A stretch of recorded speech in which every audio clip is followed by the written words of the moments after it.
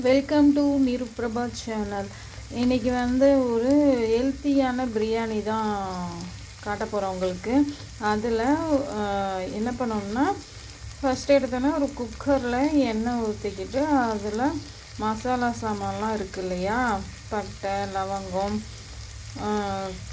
இது ஏலக்காய், அன்னாச்சி மொக்கு, பிரிஞ்சி இலை அதெல்லாம் போட்டுட்டு, அப்புறம் வெங்காயம் இந்த மாதிரி நீட்டு வாக்கில் கட் பண்ணது ஒரு 3 போட்டு வதக்கிட்டு, அதுக்கப்புறம் இந்த மாதிரி உருளைக்கிழங்கு ஒரு 2 உருளைக்கிழங்கு எடுத்து போட்டு வதக்கிட்டு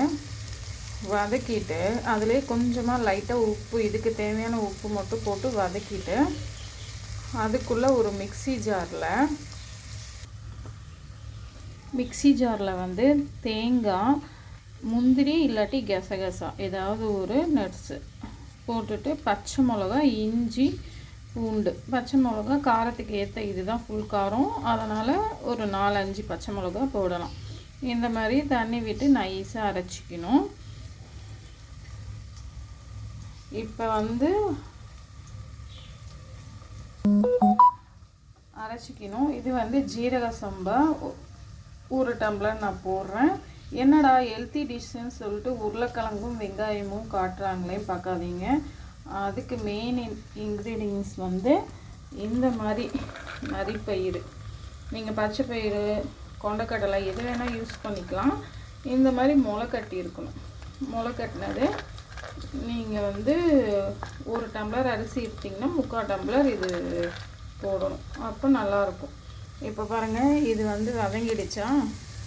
இப்போ இந்த பயிரை போட்டு, அப்புறம் அரைச்சி வச்ச இந்த விழுதும் போட்டு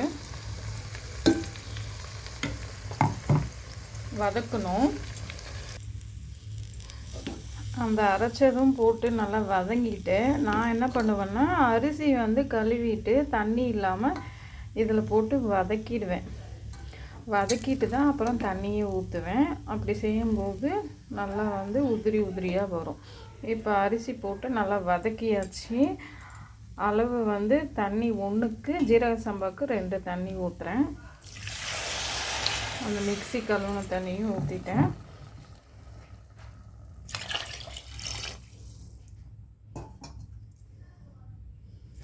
இப்போ வந்து தேவையான அளவு உப்பு போட்டுக்கலாம். நம்ம இதுக்கு தேவையானது ஃபஸ்ட்டே காய்க்கு போட்டிருக்கோம். இதுக்கு தேவையான அளவு உப்பு போட்டுட்டு நல்லா கலந்துட்டு, அப்படியே குக்கரை மூடி ஒரு 2 விசில் விட்டால் போதும், நல்லா வெந்துடும். இது வந்து டேஸ்ட்டு சூப்பராக இருக்குங்க. தேங்காய் போட்டு அரைச்சதால், அப்புறம் அந்த நரிப்பயிறு உங்களுக்கு முளை கட்டி போட்டதால் சூப்பராக இருக்கும். நான் வந்து குக்கரை மூடிட்டு உங்களுக்கு ஆனப்புறம் காட்டுறேன்.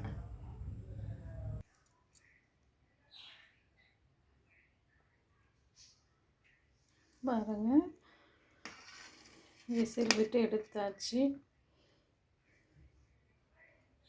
ரைட்டாக தொட்டுக்க சூப்பராக இருக்குங்க. இது செய்யும்போது வீடே வாசம் தூக்கும், நல்லாயிருக்கும். கண்டிப்பாக எல்லோரும் செஞ்சு பார்த்துட்டு உங்கள் ஃபீட்பேக்கு கமெண்டில் சொல்லுங்கள். தேங்க்யூ ஃபார் வாட்சிங்.